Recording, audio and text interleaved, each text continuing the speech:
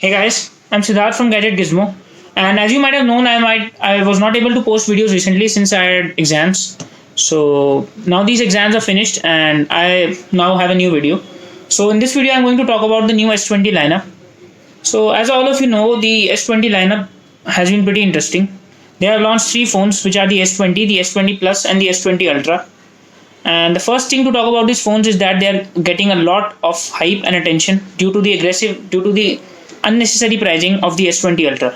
So the S20 Ultra is priced at a whooping $1,400. So here in India, you would expect it to cost around a lakh rupees starting price, and it is also available for $1,600, which is converted to Indian rupees about 1,12,000 rupees.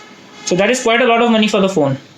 So what's so great about this phone that you might be as well be paying $1,400 for it? So let's find out about this in this review. So starting off with the S20, S20 Plus, and the S20 Ultra, all these have 120 Hz displays, OLED displays. The S20 has a 6.2 inch display. The S20 Plus has a 6.7 inch display, while the S20 Ultra has a 6.9 inch display. So as you know, Samsung makes the best displays in the market, and they give them these displays to Apple also. So as expected, these are one of the best displays in the market. The contrast is right up there. It is very bright even in outdoor sunlight daylight conditions, and the contrast is right up there, and they are pretty bright and vivid also. So it is a great screen as a whole, and one of the best screens in the market that you can get today. Also talking about the 120 Hz, so the 120 Hz display is very smooth, and it is easily visible when you're scrolling down through apps, and as you scroll down apps, it is a visible difference from 60 Hz. So a lot of people were asking me, so what is the difference between a 60 Hz, 90 Hz, and 120 Hz display? I would definitely tell them that the jump from a 60 to a 90 Hz phone is there, but not that much. But a shift from 60 Hz to 120 Hz is a lot, and you will definitely notice it. So 120 Hz is definitely the sweet spot, and the phone is pretty smooth. The good thing about these phones is that all of these phones come with 120 Hz displays, so that is quite good. The S20 comes at $1,000 or about 70,000 rupees expected pricing in India, while the S20 Plus comes at around $1,200, so about 80,000 rupees in India. So these are pretty expensive phones. And now talking about their battery life. So the battery life in these phones is 4,000 for the S20, 4,500 milliampere for the S20 Plus, while the S20 Ultra has a 5,000 milliampere battery. So that is quite a big battery. I went to check them out for the battery test, but even in the time that I used the S20 Ultra, and I could easily get around 6 hours screen on time, even while my GPS was on and my location was on, and I was browsing the internet, I was browsing social media apps and playing some games. So it easily lasted me through a whole day. And if you're sort of a light or casual user, it will easily last you 1.5 days. So battery life is not a concern. I think probably not on any of these phones, because as you know, the S20 Ultra comes with a 6.9 inch display. So that is a big display, but it also comes with a beefy 5,000 milliampere battery, while the others come with a 6.2 and 6.7 inch displays and come with a 4,000 and 4,500 milliampere battery. So these would also work quite well. Also, another interesting thing about these phones is that the 120 Hz display will only work on 1080p resolution. So out of the box, they come with 60 Hz and 1080p out of the resolution. If you want, you can bump it up to 1440p. But the problem with 1440p is that you won't be able to get 120 Hz on that resolution. So if you want 1440p, you will be getting only 60 Hz. If you want 120 Hz, then 1080p is the way to go. But I think the trade-off's definitely worth it. As I tried it on 120 Hz and 1080p, the resolution was not much of a difference, but the Hz made quite an impression, and the 120 Hz was a lot smoother than 60 Hz phone. The battery life on all of these phones is great.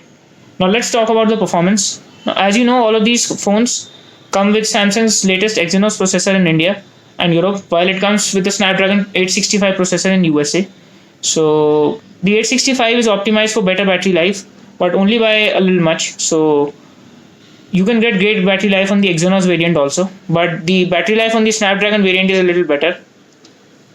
Also talking about the gaming performance, so I played quite a lot of games on the S20 Ultra, and I could easily play all of these games, even heavy titles like Call of Duty and PUBG Mobile, without any frame drops, and there was no lag during gameplay or in the phone at any point of time. So that is quite great. Talking about the UI, so it comes with Samsung's One UI 2.0. So that is the new variant of the One UI. So it comes heavily loaded with features. You can find quite a lot of features here. And as you know, Samsung's skin is loaded with a lot of features.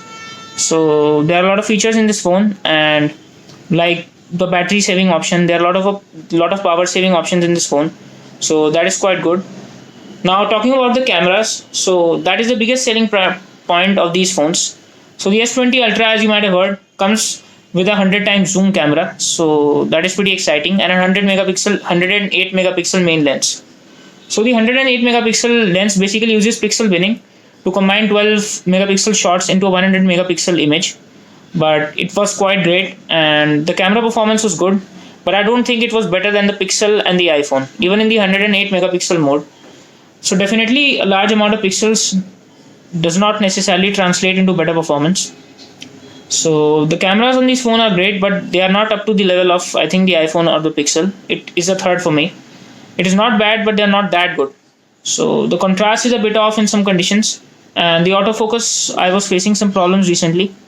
So autofocus is also a bit of a problem, and the ultra wide lens has that same problem. The ultra wide, there is not color parity across the three lenses, as you would see in an iPhone, where the ultra wide, the wide, and the telephoto and the main lens all have same picture quality. You will not see that in these phones. So the camera quality is good, but not the best that you can find in the market. So overall, what's the conclusion? I would definitely say that this is a phone that you should definitely consider buying.